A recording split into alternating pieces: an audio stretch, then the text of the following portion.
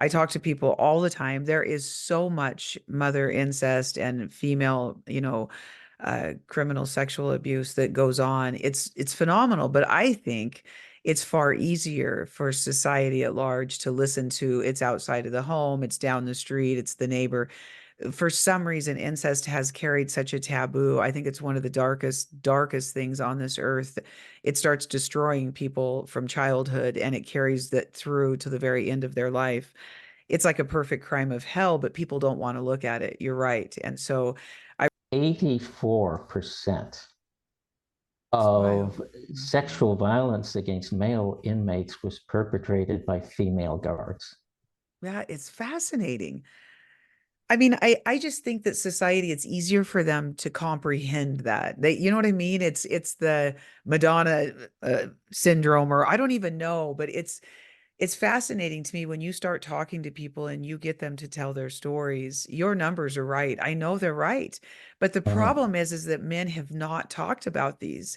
And we have so many men and women who are destroying themselves because it's like what you said. If we don't allow our stories out, we're living at half mast at best. We're probably living with a quarter of, you know what I mean? Like you just cannot live because I read this book years ago and it talked about the congruency between the left and the right hemisphere in our brains.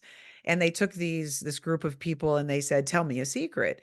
And one of the things that you've never shared with anybody, and immediately there was a congruency between the two halves of the brain. And this book was fantastic. But what it said was you're using actually part of your mind to suppress and hide these memories.